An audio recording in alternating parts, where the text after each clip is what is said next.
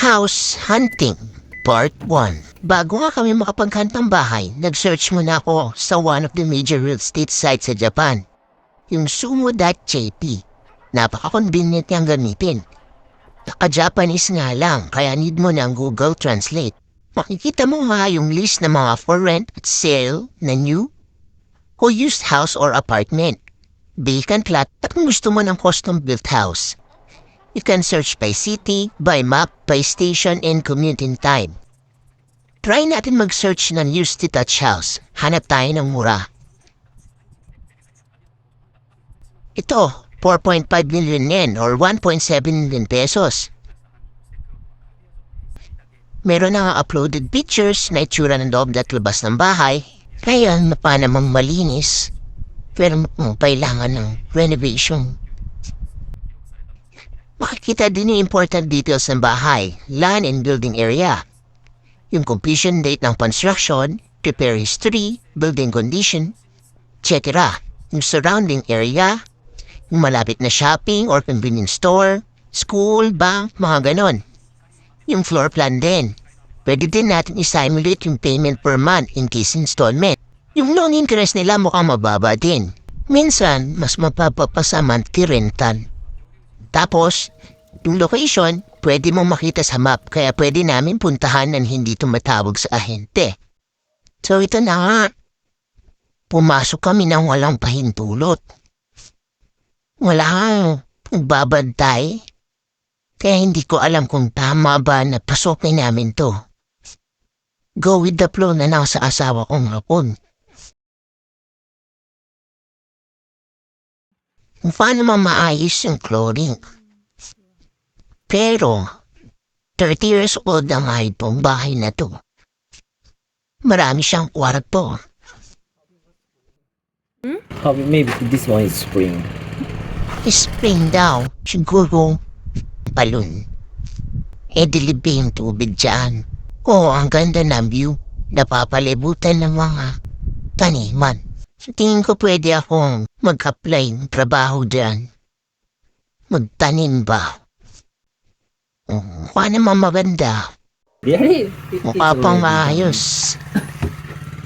Pero itong kasama ko, mukhang ayaw niya. Kasi nga daw, masyadong madaming kwarto. Mga nasa 6. Gusto niya, kaunti lang. Baka mapamahal sa tax. Saka konti lang naman gusto niyang maging anak. Madalawa lang siguro. Kaya sapat na yun. Doon lang sa sakto. Okay, next house naman tayo. Very old. Very old naman tong isa. Kasing tanda lang naman niya yung bahay. Mukhang wala nagme-maintain.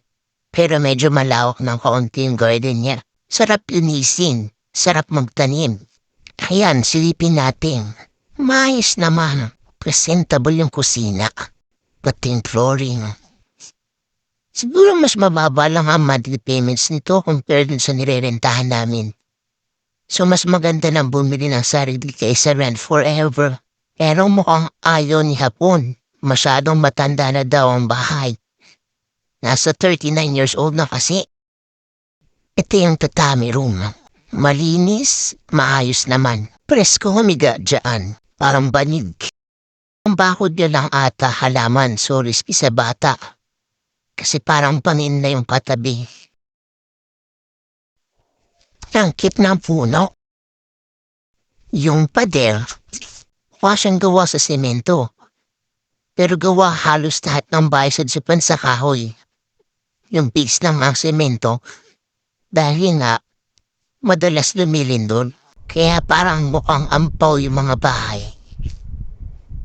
Pero matitibay ang mga yan. So far, ang ganda naman yung bahay. Kailangan lang linisin. At tabasin mama, ibang halaman. Okay, next, 50-year-old house. With 320 square meters lot. The fence is also super old, so maybe inside furniture like that is also super old. Ayan, super old daw. Ang ganda sana, malawak yung lupa. Marami kang pwedeng gawin. Pwede kang gumawa ng garden, ng playground, ang tambayan. Tinis lang kailangan. Yung location niya maganda. Medyo patag yung dadaanan. Okay, next. 25-year-old house. How is it? Looks old. Not so old. Looks old, but it's okay compared to the previous. The design. Yeah. Next, 43-year-old house with 218.83 square meters lot. Ayan, meron silang iniwang brochure. Mukha siyang traditional house. Ang ganda din ng puno. Mukhang pang-anime. Yung parking niya, nasa baba. Kung napansin niyo sa picture kanina. Medyo napakatakot kung lumindol baka mapagsakan yung sasakyan. Tara, pasok. Ang ganda ng pinto.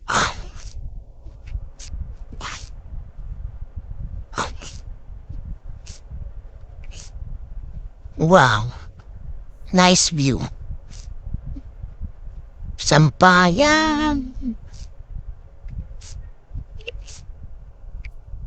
Mga pasupa. Dito sila nagtatanim. Medyo malawak. Daming sliding door. Oh, ang lawak po. Pasok na naman. Ang damit niyang abubot sa labas. Uti walang kumukuha. Kawayan. Paso ulit. Heater. Aircon. Storage. Ayan. Ang dami pang items. Mukha nga talagang traditional house. Then natin kung bukas. Oh, sarado. Okay, miss na tayo. Kayahan, dahil sa kawiwili namin, pumasok nang walang pahintulot.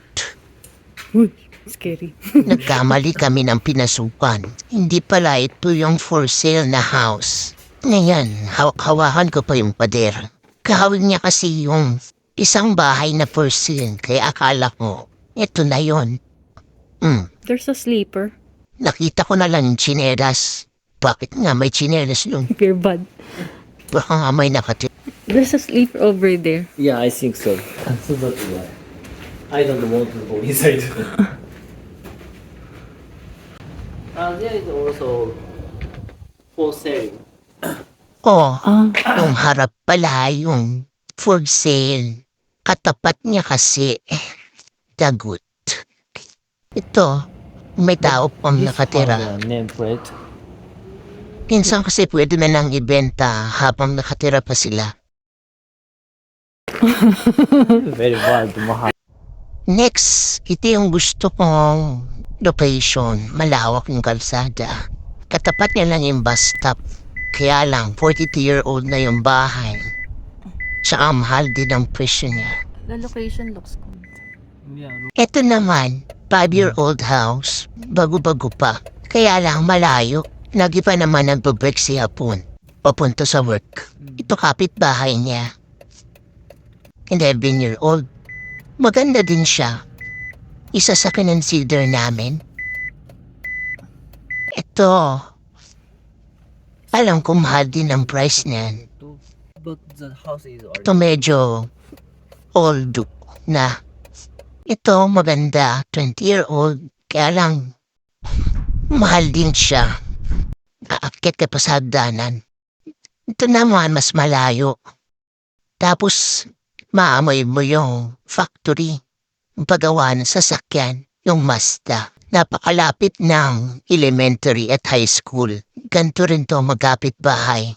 Medyo matarik papunta kasi budtok nga. Kitang-kita mo yung view sa baba. Next, ito naman nagustuhan ko dahil sa backyard niya. Malawak. Kaya lang, luma na yung bahay. Ito naman pang dalawang family. Kasi dalawa yung kitchen sa taas tsaka baba. But toilet, bathroom. Pwede mong ipaupa yun sa taas. Pero kung hindi mo papaupa, sabi ng ahente, mapapamahal sa utilities. Ito naman, maganda din.